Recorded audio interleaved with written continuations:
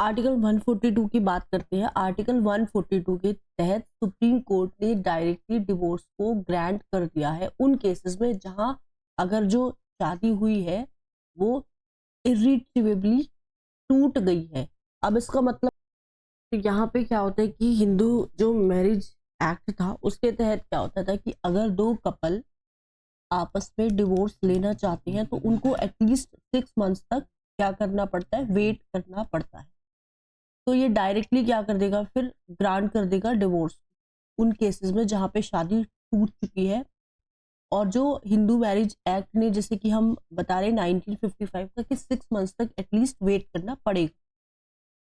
Article 142 है वो provide करता है कि सुप्रीम कोर्ट की जो पावर है कंप्लीट जस्टिस करने के लिए दो पार्टीज है जहाँ पे जो लॉ है या स्टैट्यूट है may not provide a remedy, कोई कानून है वो एक रेमेडी नहीं प्रोवाइड कर रहा है। तो यहाँ पे आर्टिकल 142 ने किसको पावर दे दिया है, सुप्रीम कोर्ट को। पावर जो है आर्टिकल 142 के अंडर वो स्वीपिंग है इन नेचर। सुप्रीम कोर्ट ने ये कहा है, डिफाइन किया है इसका स्कोप और एक्सटेंट, बहुत सारे जजमेंट आए हैं उसके थ्रू देखते हैं। जुडिशियल जो प्रोनाउंसमेंट आए हैं रिलेटेड टू आर्टिकल 142, एक आता है प्रेमचंद गर्ग केस का 1962 का। उसने क्या किया था, कंटोर जो है उसको डिमार्केट किया था for powers under article 142 union carbide corporation versus union of India 1991 में। इसने हाईलाइट किया था कि 142 का बहुत बड़ा वाइड स्कोप है, ठीक है। और ये जो है जो विक्टिम्स है उस विक्टिम्स के लिए क्या करेगा, कॉम्पेंसेशन भी डिमांड करता है। Supreme court bar association versus union of India 1999 का, इसने कहा था जो पावर है 142 आर्टिकल के अंदर वो सप्लीमेंट्री है और उनको हम यूज नहीं कर सकते क्या करने के लिए, सप्लांट करने के लिए या फिर ओवरराइड करने के लिए एक सब्सटेंसिव लॉ को। डॉक्ट्राइन ऑफ प्रोमिसरी एस्टॉपल, एक हियरिंग हुई थी अग्निपथ स्कीम जो है जो कि अब आई है उसके रिलेटेड। तो यहाँ पे क्या है कि प्लांटिफ क्या होती है, एक पार्टी होती है, पार्टी मूविंग कोर्ट है किसमें, सिविल एक्शन में। उसने कुछ प्रोमिसरी एस्टॉपल जो है उसको क्या किया था, साइट किया था इस डॉक्ट्राइन को। अब ये जो प्रोमिसरी एस्टॉपल है ये एक कॉन्सेप्ट है डेवलप्ड इन कॉन्ट्रैक्चुअल लॉज। जैसे एक कॉन्ट्रैक्ट पे अग्निवीर में क्या होता था कि एक जो जॉब लगती थी वो किसके बेसिस पे लगती थी, कॉन्ट्रैक्ट के बेसिस। तो ये एसेंशियल है जो भी कॉन्ट्रैक्ट देता है from backing out of an agreement on the grounds that there is no consideration. अब यहाँ पे क्या बोलते हैं, जो प्रॉमिसर है उसको प्रिवेंट करता है। जैसे किसी ने प्रॉमिस किया है कि हम आपको 2 मंथ का कॉन्ट्रैक्ट है, कुछ रूल्स रेगुलेशंस है वो साइन करते हैं। तो जिसने प्रॉमिस किया है वो इस एग्रीमेंट जो है उससे क्या पीछे हट सकता है उस ग्राउंड पे कि उसका जो भी एग्रीमेंट है, एग्रीमेंट की जो चीजें हैं वो क्या नहीं हो रही है, फुलफिल नहीं हो रही है। So it is invoked by a plaintiff to ensure कि यहाँ पे एग्जीक्यूशन हो एक कॉन्ट्रैक्ट का या फिर एक कॉम्पेंसेशन हो उसके लिए, for failure to perform the contract. अगर कोई परफॉर्म नहीं करता है कॉन्ट्रैक्ट को, ठीक है, कॉन्ट्रैक्ट साइन हो गया है बट यहाँ पे क्या हो रहा है, यहाँ पे कॉन्ट्रैक्ट जो है वो उसके जो गाइडलाइंस है उनके हिसाब से नहीं चला जा रहा है। तो जो प्लेंटिफ है जिसने कुछ कंप्लेन क्या की है, कंप्लेन को रजिस्टर किया है, राइट, रजिस्टर किया है।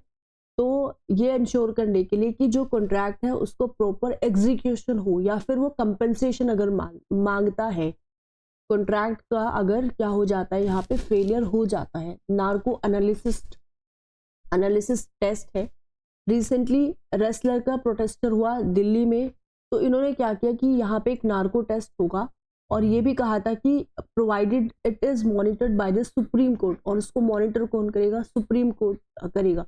नार्को टेस्ट है, इसमें क्या होता है, सोडियम पैंथोथैल एक केमिकल होता है, कंपाउंड होता है जिसको हम ट्रुथ सीरम भी बोलते हैं। ये इंजेक्ट हो जाता है एक पर्सन में और ये जो पर्सन की जो सेल्फ कॉन्शियसनेस है उसको क्या करेगा, डिक्रीज कर देगा, उसको लो कर देगा।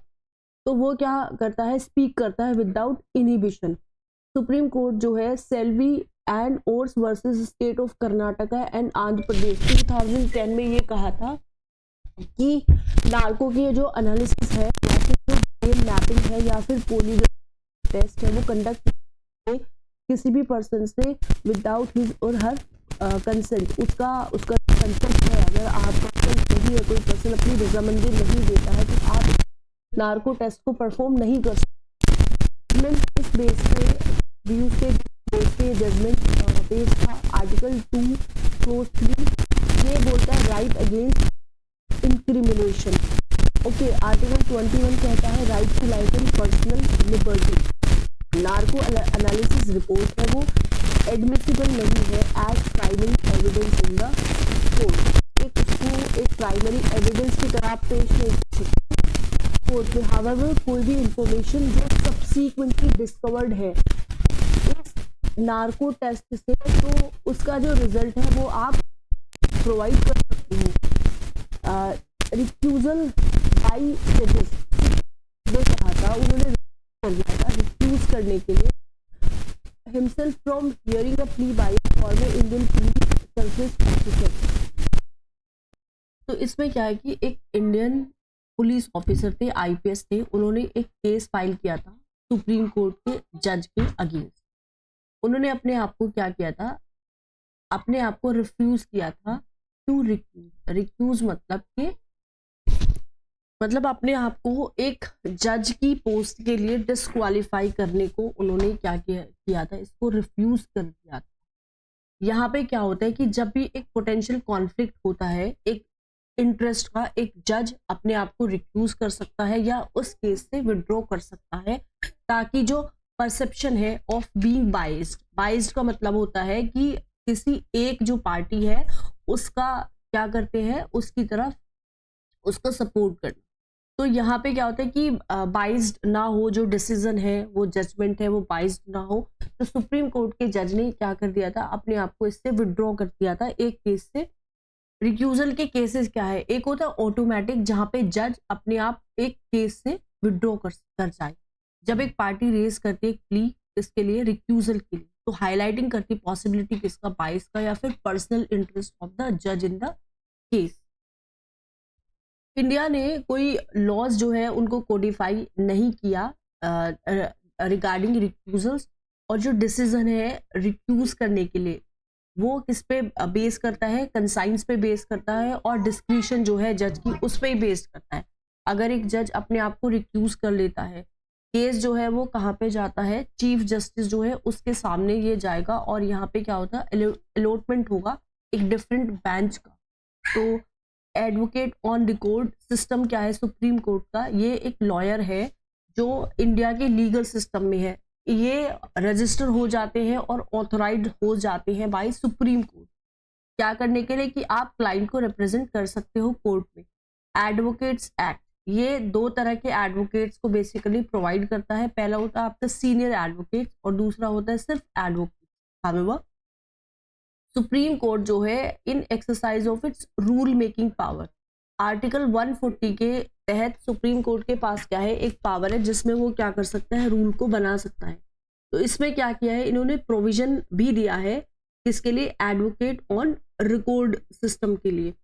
सुप्रीम कोर्ट का जो रूल्स है 2018 का वो प्रिस्क्राइब करता है eligibility criteria for an AOR। Only जो AOR है वो एंटाइटल्ड है किसी भी मैटर को या डॉक्यूमेंट को फाइल करने के लिए सुप्रीम कोर्ट में। सीनियर एडवोकेट हो गए वो एंटाइटल्ड नहीं होंगी to appear without AOR in supreme court. Fast track special court scheme क्या है, यूनियन कैबिनेट है उसने इसको अप्रूव कर दिया था कि जो fast track special court scheme है वो कंटिन्यू हो सके अंटिल मार्च 31, 2026। 2019 में लॉन्च हुई थी fast track special court scheme जो है वो सेंट्रली स्पॉन्सर्ड स्कीम है, सेंट्रल गवर्नमेंट इसको स्पॉन्सर करती है और ये जो डिपार्टमेंट है जस्टिस का वहां से इम्प्लीमेंट होती है और आता है ministry of law and justice के अंदर। सेंट्रल शेयर जो है वो central share is to be funded from Nirbhaya fund. अब यहाँ पे आता है निर्भया फंड है, वहां से सेंट्रल शेयर जो है वो यहीं से आता है फंड। और यहाँ पे क्या होता है कि जो सिक्योरिटी है और सेफ्टी है विमेन की, उस पे क्या हो सके कि ज्यादा जो है वो ज़्यादा सेफ्टी हो सके, कुछ ऐसी स्कीम्स आ जाए जो कि एनहांस करता है सेफ्टी का, सिक्योरिटी का औरतों के लिए। ठीक है, अब ये जो है FTSC जो है वो डिजाइंड है एज डेडिकेटेड कोर्ट्स। ये एस्टेब्लिश हुए थे कि अगर कुछ रेप के केसेस हैं या फिर जो प्रोटेक्शन है चिल्ड्रन का sexual offences act, POCSO act cases में, तो वहां पे यहाँ पे क्या हो जाए, यहाँ पे सुनवाई हो सकती है।